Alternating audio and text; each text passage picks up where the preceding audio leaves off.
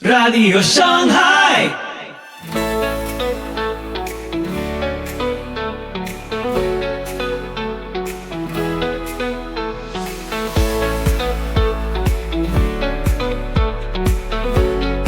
Muy buenos días, tardes o noches, donde quiera que estés. Soy Pipo Biglione y te doy la más cálida bienvenida a Radio Shanghai. Hoy, ¿te manipulan con palabras? ¿Quién decide lo que podés decir, pensar y hasta cuestionar? César Vidal desnuda el lenguaje como un arma de poder. Aunque la conferencia tiene unos años, los personajes han cambiado, pero la manipulación continúa. No te lo pierdas, así que ponete cómodo porque ya empezamos. Soli Deo Gloria. En los próximos minutos voy a desarrollar el tema de la manipulación del lenguaje como arma política y me van a permitir ustedes que empiece leyendo unas líneas de una de las novelas clásicas del siglo XX. Dice así: desperdigados en Londres había solo otros 3 edificios de tamaño y apariencia parecidos. Empequeñecían de tal modo la arquitectura de los alrededores que desde el tejado de las casas de la Victoria se divisaban los 4 a la vez. Eran la sede de los 4 ministerios en los que se dividía todo el sistema gubernamental. El Ministerio de la Verdad, que se ocupaba de las noticias, los espectáculos, la educación y las bellas artes. El Ministerio de la Paz, encargado de los asuntos relativos a la guerra. El Ministerio del Amor, que se ocupaba de mantener la ley y el orden. Y el Ministerio de la Abundancia, que era el responsable de los asuntos económicos. Sus nombres, en nueva lengua, eran Miniver, Minipax, Minimor y Minindancia. Las palabras que acabo de leerlas, en las que se describe no una utopía de futuro, sino una distopía de futuro, corresponden a una novela que se publicó no sin poca dificultad en el año 1949 y cuyo autor era un antiguo funcionario colonial británico que respondía al nombre de Eric Blair, aunque ha pasado a la historia de la literatura con su seudónimo de George Orwell. La novela era 1984 y, al igual que Rebelión en la Granja o La Granja Animal, fue una novela que literariamente era extraordinaria, que analizaba con un estilete cortante la realidad política e incluso señalaba lo que podía ser la realidad política futura y que casi nadie quería publicar por la sencilla razón de que la crítica al sistema socialista era tan evidente que no se podía negar. Orwell sabía de lo que estaba hablando en cuanto a la manipulación del lenguaje.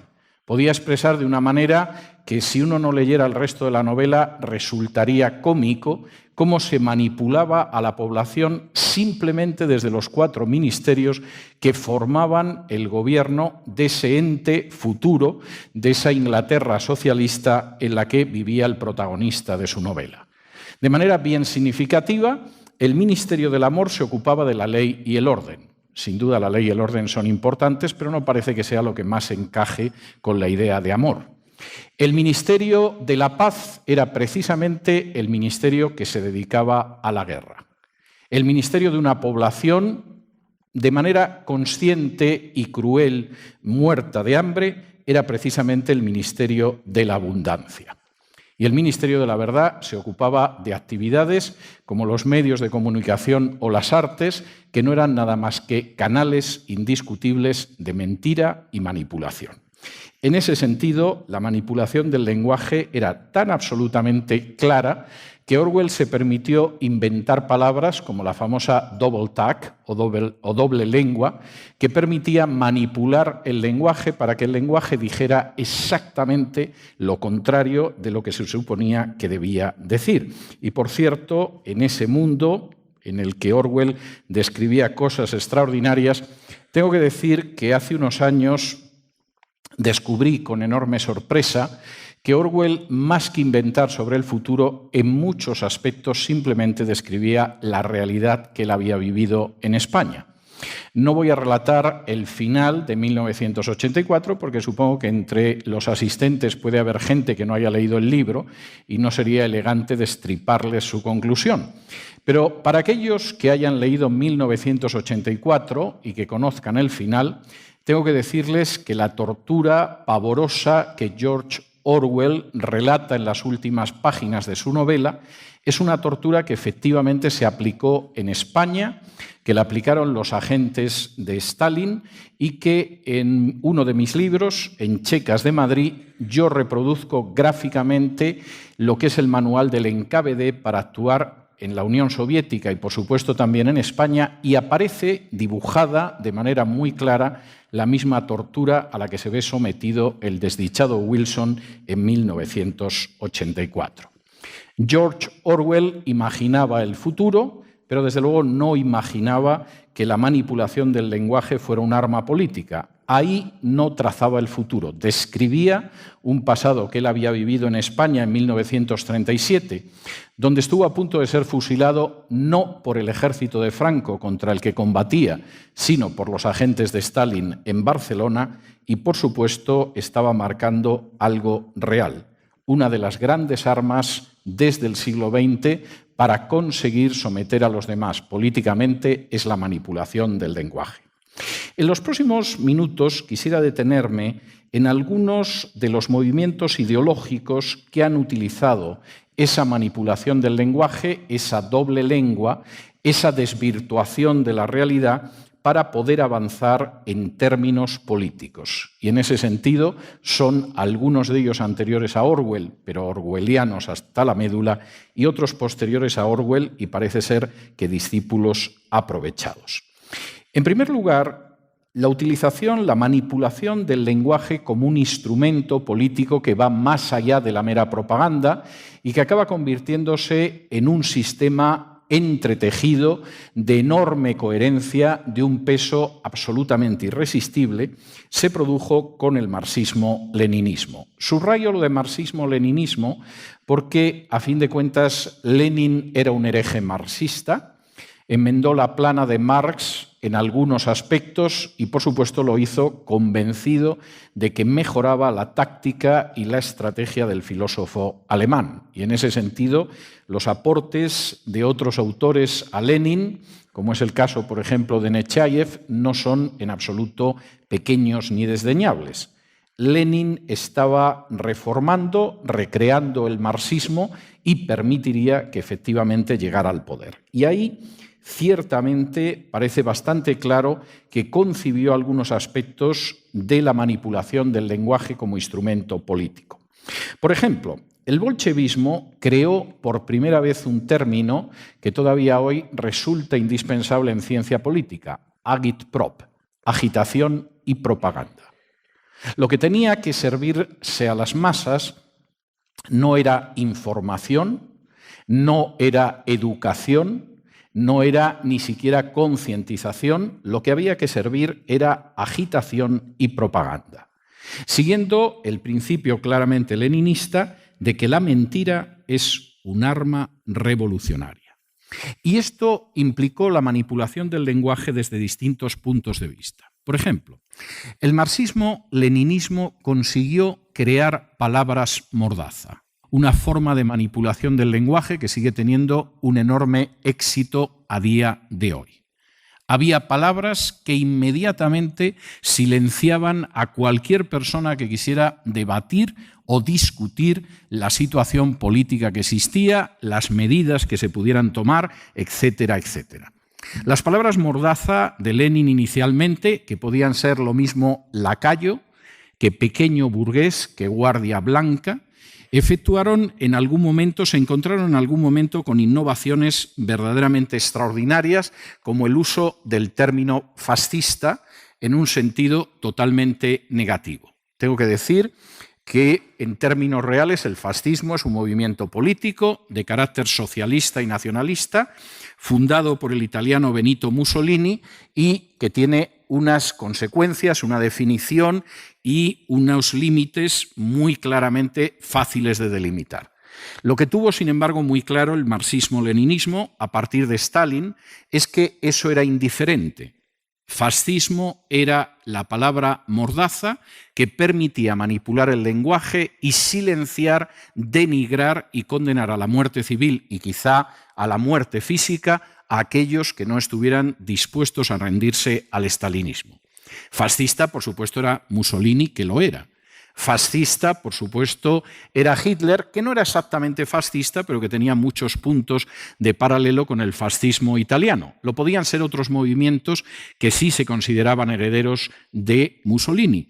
Pero fascistas eran también los socialdemócratas alemanes, que no estaban dispuestos a rendirse a las órdenes de Stalin. Y de manera claramente miope, pero innegablemente manipuladora, la llegada al poder en 1933 de Hitler vino facilitada por el hecho de que los socialdemócratas alemanes se convirtieron en socialfascistas por obra y gracia de los agentes de Stalin. Las palabras mordaza, y vamos a ver alguna más en el futuro, funcionaron. Y funcionaron además de tal manera que hoy en día fascista es cualquiera que se oponga a supuestos, presupuestos o compuestos de la izquierda. Y en ese sentido, fascista puede ser Margaret Thatcher, George Bush, Ronald Reagan o, en fin, si ustedes se ponen, hasta el Papa Juan Pablo II. En última instancia, cualquiera que no encaje en esa visión. Y sigue siendo una palabra que asusta mucho, por ejemplo, en mi país. Cualquier persona liberal o conservadora al que tachen de fascista, es posible que al menos por unos minutos consigan imponerle un silencio verdaderamente amargo y sepulcral. El marxismo-leninismo no solamente inventó esas palabras mordaza, no solamente constituyó la idea de agitación y propaganda, es decir, manipular el lenguaje para engañar, sino que además supo crear organizaciones de manipulación masiva. Por ejemplo, la creación de organizaciones pantalla.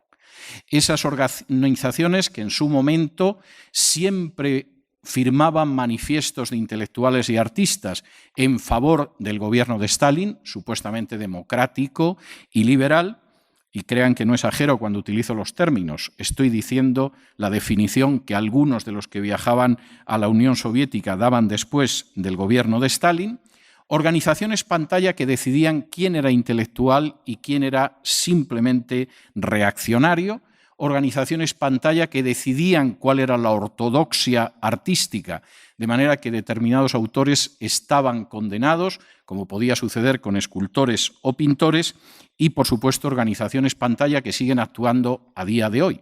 Espero que nadie se ofenda, pero cuando yo veo a ciertas personas firmar un manifiesto, y me da lo mismo que sea Michael Moore que Rigoberta Menchú, me echo a temblar, porque no es nada más que la vieja organización marxista, leninista, stalinista de manipulación de la verdad a través de manifiestos intelectuales o de creaciones de organizaciones pantalla.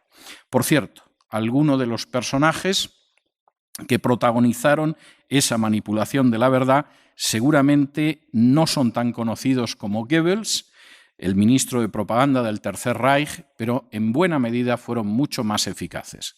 Casi todo el mundo conoce al doctor Joseph Goebbels, lo asocia con la manipulación y la propaganda sucia, y casi nadie conoce a Willy Münzberger.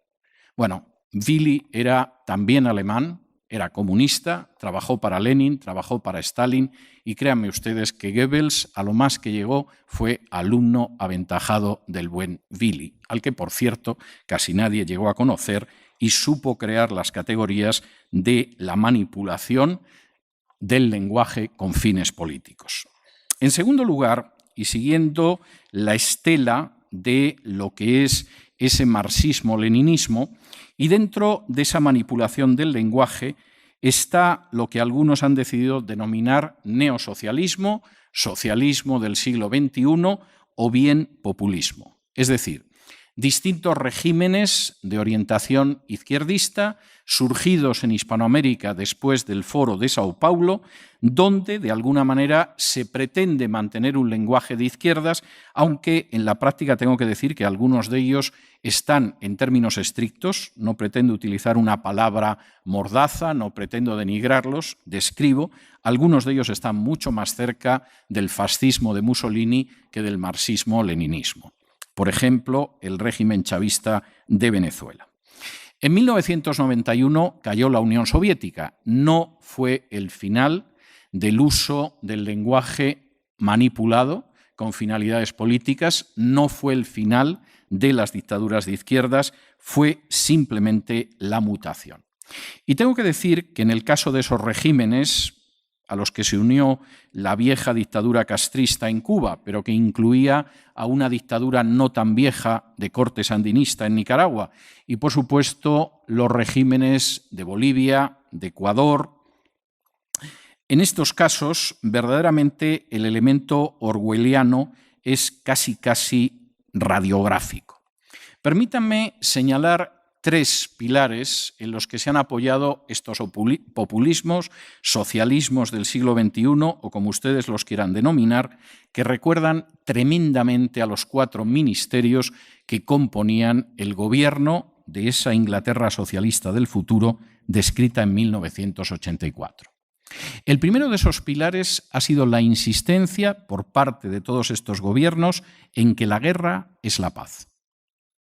Y curiosamente, a pesar de que todos ellos han insistido, el caso de Cuba es añejo, pero habría que añadir la Venezuela de Chávez, habría que añadir la Nicaragua de Daniel Ortega, habría que añadir la Bolivia de Evo Morales o el Ecuador de Correa, en que todos son grandes defensores de la paz.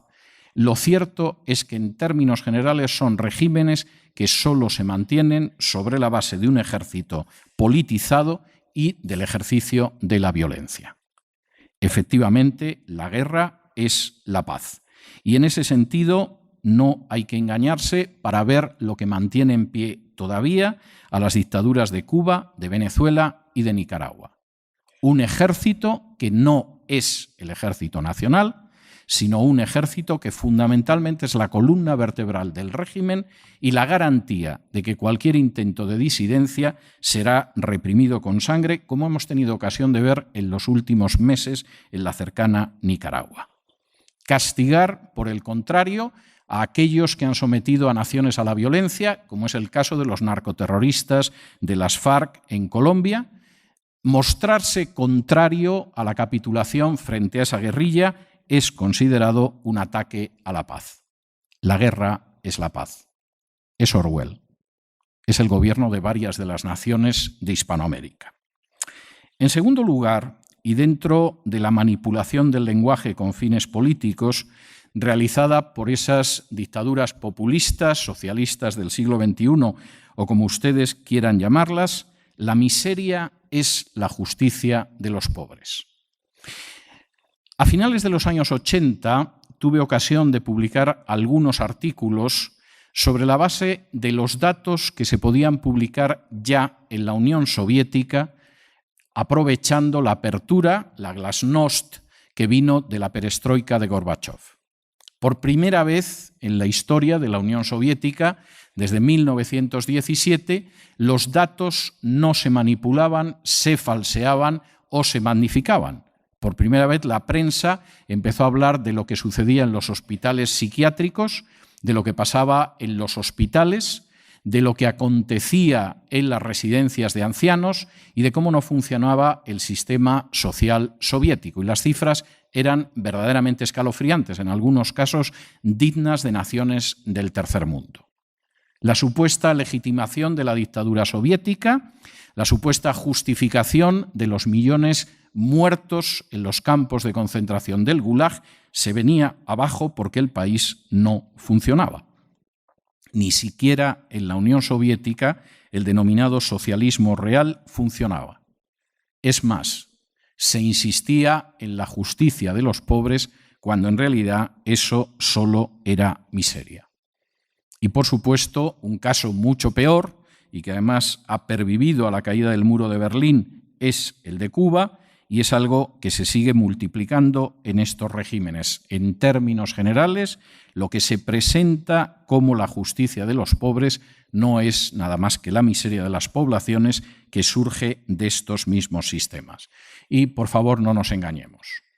La culpa de la miseria en Hispanoamérica no la tiene el sistema capitalista, aunque solo sea porque en Hispanoamérica rara vez ha habido libre mercado, rara vez ha habido libre competencia, rara vez ha habido independencia judicial y rara vez los beneficios no han seguido el sistema colonial. Es decir, los beneficios económicos derivan no de la libre competencia y del libre mercado, sino de la cercanía del poder. Algo que, por cierto, Daniel Ortega en su segundo mandato ha comprendido como pocos.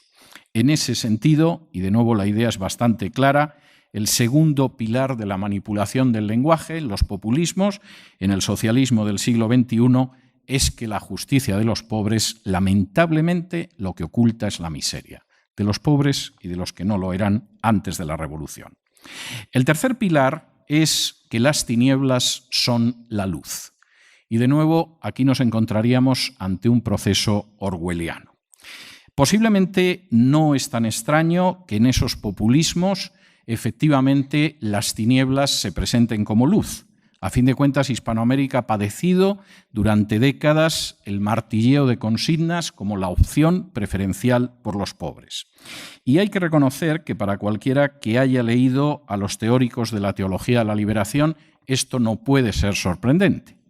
Quien leyera en los años 80 el libro de un franciscano brasileño llamado Frei Beto y titulado Fidel y la Revolución, encontraría no un análisis de la dictadura castrista a la luz de la Biblia, encontraría más bien cómo manipular los evangelios, especialmente para justificar la peor dictadura que había sufrido hasta la época Hispanoamérica.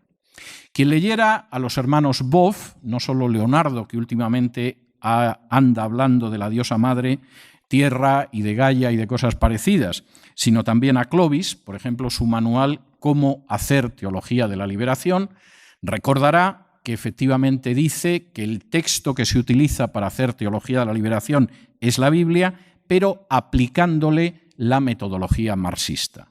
Yo tengo serias dudas de que Leonardo Boff haya leído en toda su vida a Marx. Les soy absolutamente sincero. Creo que su marxismo es una especie de marxismo-leninismo de tercera categoría, más cercano a lo que haya podido ir a los castristas cubanos o a los sandinistas nicaragüenses. Pero en cualquier caso, sus pretensiones eran que la teología se hacía sobre la base de la Biblia más los instrumentos de análisis del marxismo. Y posiblemente en ningún país ha funcionado más esa manifestación de las tinieblas como la luz que en Nicaragua, quizá porque Nicaragua durante más de 40 años ha sido el tubo de ensayo de la teología de la liberación. Hay cosas en Nicaragua que realmente exigirían el talento literario de Miguel Ángel Asturias o de Gabriel García Márquez como para poder creer que no son falsas, y la verdad es que son verdaderas.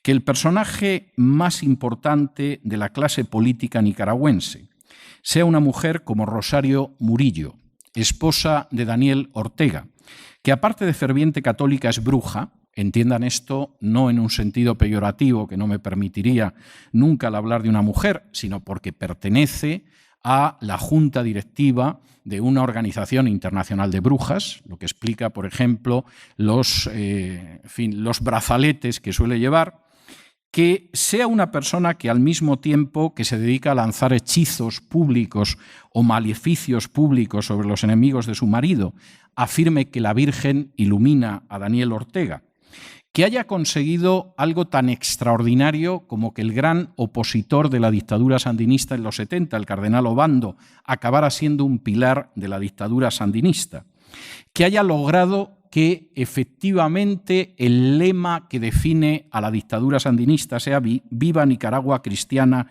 y socialista», que nos diga que en realidad lo que vive Nicaragua es la revolución del amor, y que se haya preocupado de que veamos al dictador Ortega yendo a misa todos los domingos, si eso no es una presentación de las tinieblas como luz, sinceramente yo tengo serios problemas para saber qué ejemplo podría ser mejor. En ese sentido, los populismos, las dictaduras del siglo XXI, el socialismo del siglo XXI ha conseguido manipular el lenguaje de una manera que resulta absolutamente aterradora. La guerra es la paz, la miseria es la justicia, las tinieblas son la luz e incluso la luz espiritual. El tercer ejemplo de manipulación del lenguaje en el que me voy a detener, pero tengo que reconocer que me voy a detener de manera breve, porque me temo a mí mismo, es el de la manipulación del lenguaje llevado a cabo por los nacionalismos. El general de Gaulle, nada sospechoso de odiar a su patria, más bien héroe nacional francés, decía que hay una diferencia esencial entre un nacionalista y un patriota. El patriota ama a su patria por encima de las demás. El nacionalista odia a todas las patrias que no son la suya. Creo que es una de las definiciones más exactas que diferencian a un patriota de un nacionalista. Y cuando uno recuerda que Jefferson dijo que el mejor patriota siempre era el disidente, realmente uno acota, a mi juicio de manera correcta, lo que esto significa. El nacionalismo, de manera general, ha articulado discursos de manipulación del lenguaje sobre dos ejes: el victimismo y la superioridad nacional supuesta. Y en ese sentido, el lenguaje nacionalista siempre hace referencia a agravios, a veces reales, la mayor parte de las veces exagerados e incluso supuestos, y por supuesto a la idea de la propia superioridad frente a aquellos que nos han agraviado. Hitler podía apelar al Tratado de Versalles para decir no solamente que eran agravios injustos, y parte de razón tenía, sino además señalar que eran más injustos por el hecho de que los alemanes eran muy superiores a sus enemigos franceses. No hablemos ya de los enemigos del este de Europa, y por lo tanto eso tenía que llevar a un revanchismo. Pero eso ha sucedido no solamente con grandes naciones históricamente como Alemania, sino con pequeñas naciones artificiales. Es un gran problema europeo en estos momentos. Tenemos una Croacia artificial que jamás existió, simplemente porque Alemania desde hace décadas decidió que una Yugoslavia descuartizada era interesante. Y por supuesto la Casa Blanca con Clinton e incluso la Santa Sede consideraron que efectivamente era una buena idea descuartizar Yugoslavia y separar a los croatas de los serbios.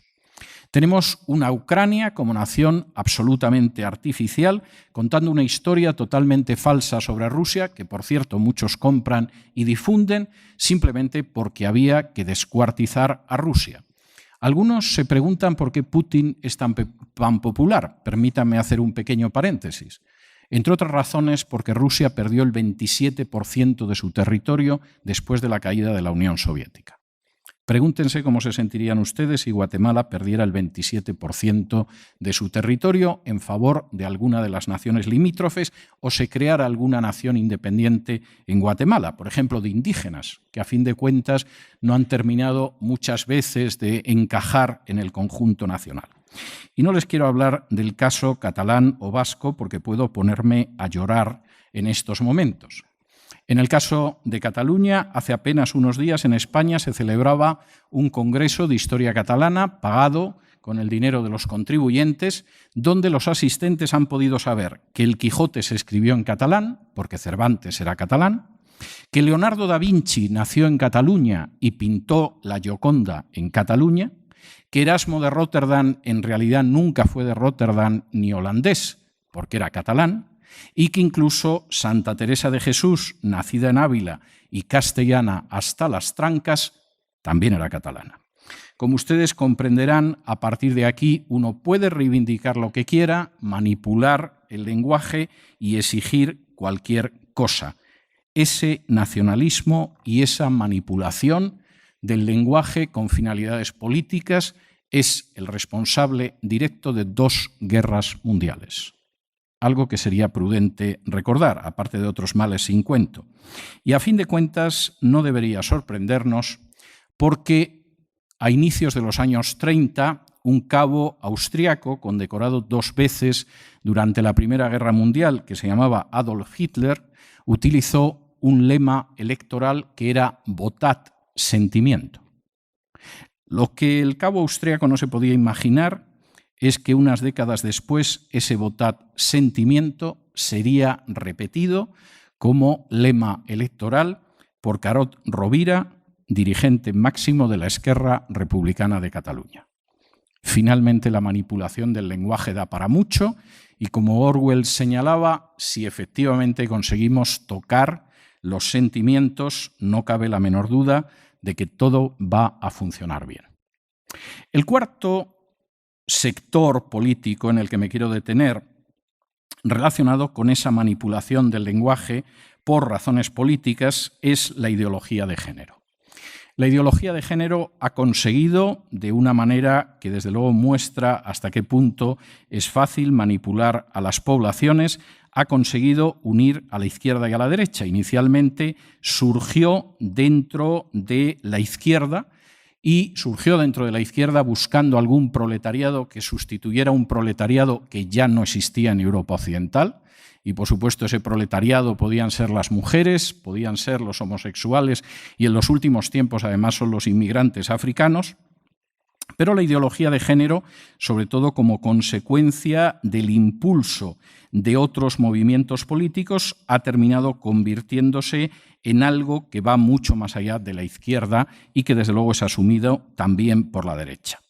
Tengo que decir, y no desearía ser ni mucho menos ofensivo con esto, que la ideología de género me parece de una debilidad en términos intelectuales que prácticamente raya con la estupidez. Por supuesto, la ideología de género utiliza palabras mordaza. No se le ocurra a nadie cuestionar determinadas tesis de la ideología de género porque será un machista, un homófobo o un heteropatriarcal, sea eso lo que sea, y evidentemente estas palabras tienen un efecto paralizador, al menos en los medios de comunicación occidentales, no inferiores a ser calificado como reaccionario o fascista. Es más, entre que te llamen fascista o que te llamen machista, entre que te llamen reaccionario o te llamen homófobo, uno casi suplica que le llamen reaccionario. Y eso es otra muestra de la manipulación del lenguaje. Esa manipulación del lenguaje, además, tiene una serie de aspectos que son curiosos. No solamente estamos hablando de esas palabras que de alguna manera sirven como mordaza, como han servido a lo largo de la historia, sino de razonamientos que desafían al sentido común y que muestran hasta qué punto es fácil manipular el lenguaje para llegar a objetivos políticos. Por ejemplo, permítanme ponerles algún ejemplo y crean que no estoy bromeando ni pretendo ser sarcástico. Si cualquiera de sus amistades, de sus parientes o de sus hijos les dijera que desea cortarse una mano o cortarse un pie, inmediatamente lo llevarían a un especialista porque es un síndrome, es un trastorno de carácter psicológico el querer mutilarse y, por supuesto, a esa persona se le pondría en tratamiento. Si por el contrario les comunica que lo que quiere es cortarse los testículos y el pene, posiblemente lo van a felicitar ustedes. Ha descubierto que en realidad en su cuerpo de hombre anida una mujer. Si en algún momento su hija llegara a casa y le dijera: papá, me miro en el espejo y me veo como un hipopótamo, y ustedes le dijeran: hija, apenas pesas 40 kilos, papá, no voy a comer más, me miro en el espejo y me veo como un hipopótamo, ustedes llevarían a su hija a un especialista porque la anorexia es una grave enfermedad. Pero es posible que si su hija llega y les dice: papá, ya no soy Carmela, soy Carmelo, la feliciten porque ha descubierto lo que hay en su ser, aunque obviamente su ADN sigue gritando a voces que por mucho que la mutilen y mucho que la hormonen, sigue teniendo el mismo sexo con el que nació. Y por supuesto, y esto es bastante claro, esto no lleva solamente a situaciones que a uno le dejan absolutamente pasmado, sino argumentos que confieso que a mí me producen un profundo estupor. Por ejemplo, si se quieren, ¿por qué no van a casarse? A algunas personas les parece que esto es un argumento válido. Parece ser que durante milenios el género humano en distintas culturas nunca lo pensó. Más bien pensó lo contrario. El simple hecho de casarse no es en absoluto un motivo para tolerar ciertas formas de matrimonio. No toleramos el matrimonio entre hermanos, aunque es posible que un hermano y una hermana se quieran tanto como para mantener relaciones sexuales y querer vivir juntos. Se dan muchos casos e incluso hay obras literarias meritorias desarrollando ese tema. Por supuesto, no consideramos que puedan casarse un padre y una hija o una madre y un hijo. Eso para las tragedias griegas está bien.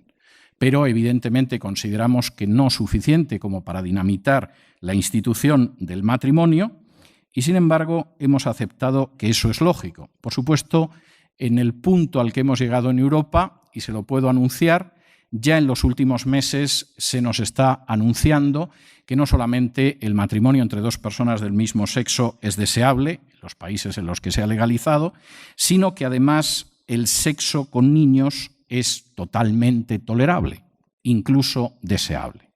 Y el argumento es muy claro. ¿Quién va a adiestrar mejor sexualmente a un niño que un adulto? Y la pregunta es, ¿por qué tiene que adiestrar sexualmente a un niño ningún adulto? Aunque fuera la tesis que sostenía Michel de Foucault y que, por supuesto, además lo hacía sin ningún problema en programas de radio y televisión. Y las plataformas partidarias de las relaciones sexuales con niños, porque se supone que si un niño de 6 años puede decidir cambiar de sexo, ¿por qué no podría tener relaciones sexuales con un adulto?, forman parte de esa ideología de género. Ideología de género, por cierto, liberticida como todas las ideologías que en un momento determinado manipulan el lenguaje. Ninguna ideología que manipula el lenguaje sistemáticamente cree en sus posiciones y mucho menos en que van a ser aceptadas masiva y responsablemente por la sociedad, aunque tenga un aparato colosal de propaganda. Es verdad que mucha gente se dejó manipular en la Rusia soviética, pero hubo que mantener un gulag donde se explotaba como esclavos a millones de personas y donde se fusiló a millones de personas, porque si no, eso no se podía mantener.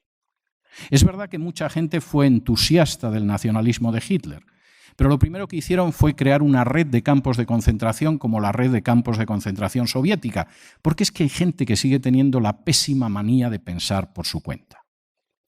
Es cierto que el aparato de propaganda que puede haber en Nicaragua, en Cuba, en otras dictaduras populistas, es poderoso, procura expulsar cualquier voz disidente. Pero desde luego las cárceles castristas no se van a abrir por mucho que controlen la información. Saben que hay gente que seguirá pensando. Y en el caso de la ideología de género, después del avance de ciertas novedades legales sin paralelo en la historia de la humanidad, está, por supuesto, el castigo de los disidentes, las denominadas leyes antidiscriminación por razón de género. Si las leyes antidiscriminación por razón de género fueran leyes antidiscriminación por razón de género, quien ahora se dirige a ustedes sería el primero en apoyarlas.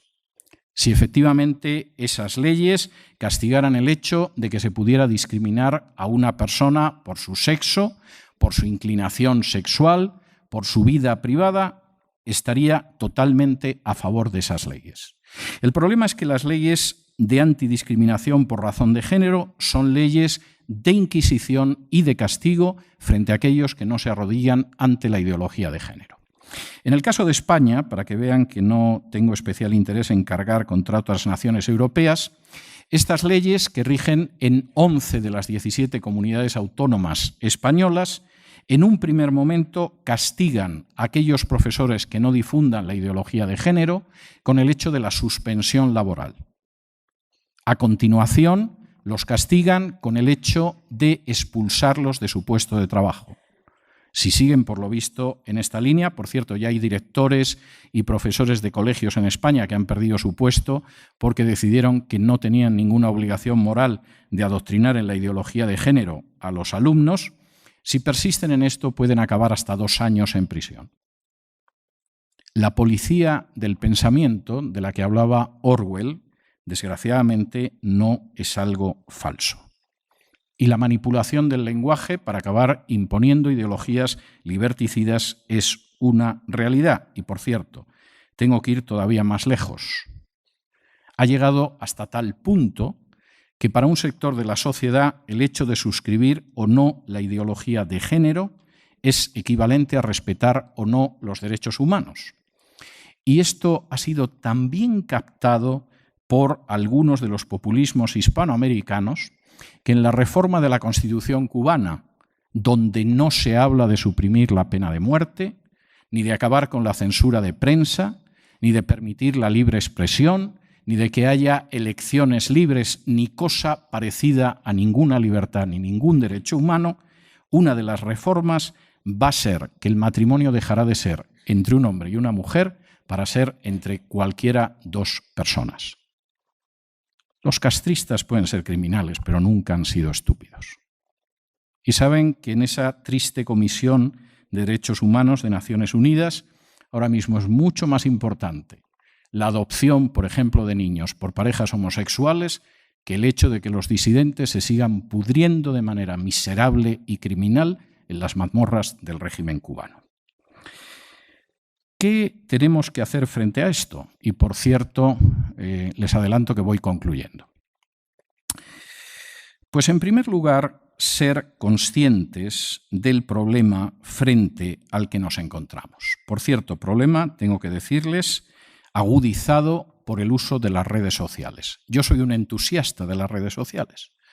Si no hubiera redes sociales, no habría 600.000 personas al día, más o menos, que escuchan mi programa de radio. Pero las redes sociales se han convertido también en campos de linchamiento de los disidentes.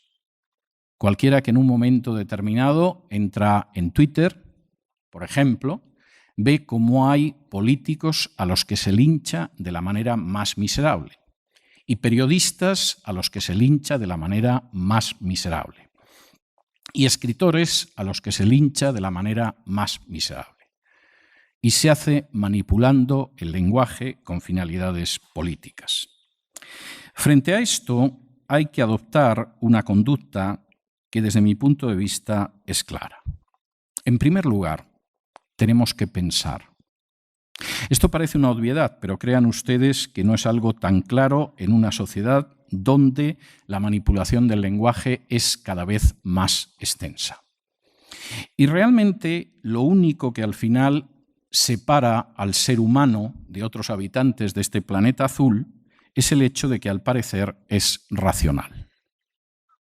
Si renunciamos a la razón, si renunciamos a pensar, si renunciamos a analizar con nuestros criterios aquello que nos ofrecen a través de la propaganda no siempre clara de medios, de partidos, de diversiones, del arte, estamos perdidos frente a la manipulación del lenguaje. Hay un pasaje que algunos consideran, un pasaje del Evangelio que algunos consideran especialmente bucólico, en el cual Jesús hace una referencia a mirad a las aves del cielo y a los lirios del campo. Y esto suena muy pastoril, ¿no? Uno se tumba, ve las aves del cielo, los lirios del campo. Esa es una interpretación seguramente agradable en ciertos medios religiosos, pero no tiene nada que ver con el significado original del texto. Jesús está apelando a la gente a que se detenga, observe lo que le rodea y saque consecuencias. En un mundo en el que somos empujados 24 horas al día, 7 días a la semana, para no pensar en absoluto como nosotros deberíamos pensar, para tragarnos de manera acrítica cualquier consigna, para asimilar como propio un lenguaje que está manipulado con pretensiones de dominio político, es un buen consejo el de pararse y pararse con la suficiente calma y serenidad como si nos pusiéramos a ver los lirios del campo y las aves del cielo. Porque si efectivamente la prisa es algo que marca nuestra vida y si acabamos tragando todo aquello que nos ofrecen, manipulado lingüísticamente, estamos destinados a ser esclavos. En segundo lugar, y junto con lo que algunos llaman la perniciosa costumbre de pensar, deberíamos al mismo tiempo también ser capaces de examinar todo y poder discriminar y filtrar lo que verdaderamente es bueno de lo que no lo es. Sé que esto exige un cierto esfuerzo intelectual y sé que hay gente que se siente muy mal si tiene que realizar un esfuerzo intelectual, pero verdaderamente no tenemos otro camino si queremos conservar la libertad. Y en tercer lugar, y esto me parece muy importante, tenemos que examinar lo que es verdadero y lo que es falso y observar los efectos que eso tiene sobre la libertad. Una de las citas más repetidas, seguramente más hermosas del Evangelio de Juan, es aquella en que Jesús dice que conoceréis la verdad y la verdad os hará libres. Y es cierto. Es imposible ser libres cuando en lugar de asumir la verdad nos dejamos manipular por el lenguaje, absorbemos la propaganda totalitaria y aceptamos que se nos imponga una agenda liberticida.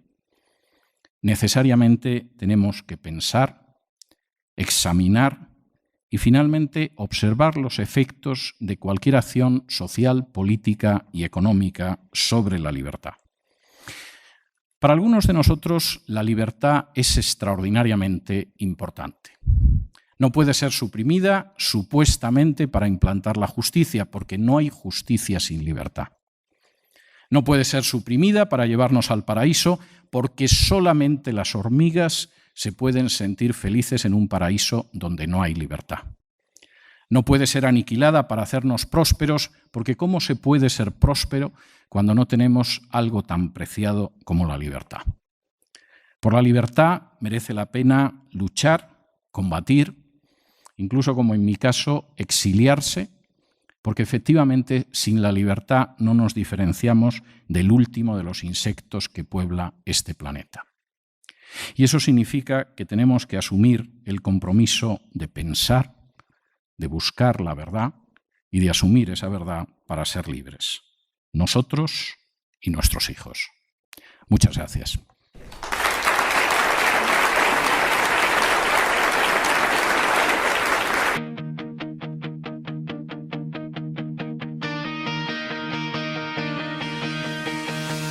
En un mundo confundido donde reina la ansiedad, una voz sigue anunciando que hay camino y verdad. Entre sombras que engañan, entre ruido y falsedad, la palabra permanece, nunca pierde autoridad. Y aunque cambien los tiempos, Cristo sigue siendo Rey. Su verdad no se negocia, Él es hoy y siempre fiel. Radio Shanghai, encendiendo la verdad. Radio Shanghai, una luz en la oscuridad, conectando el mundo de hoy con principios eternos, levantando la cruz de Cristo, anunciando su reino. Radio Shanghai, proclamando su verdad.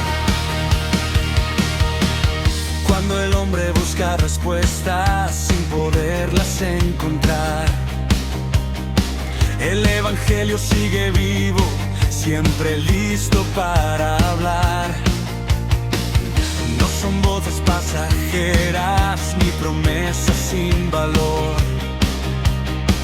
Es la gracia de Jesucristo, es el mensaje del Señor. Y aunque cambien los tiempos, Cristo sigue siendo Rey. Su verdad no se negocia, Él es hoy y siempre fiel.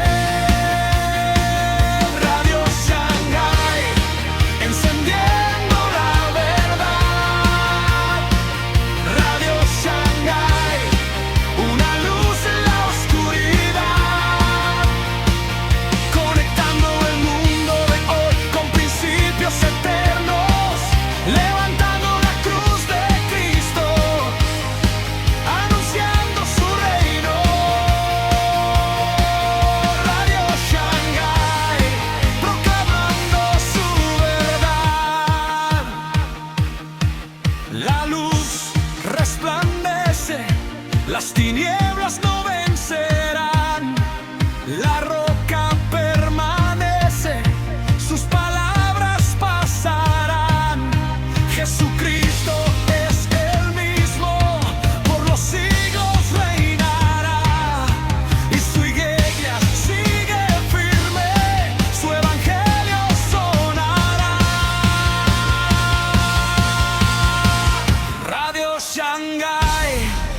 encendiendo la verdad.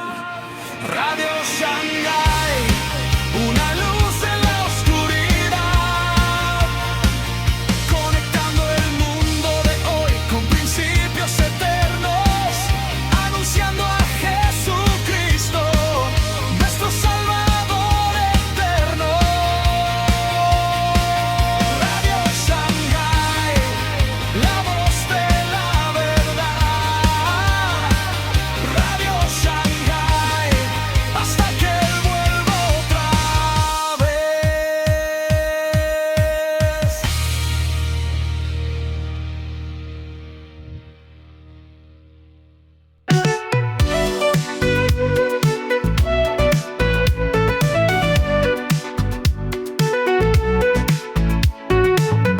Gracias por acompañarnos en este episodio de Radio Shanghai.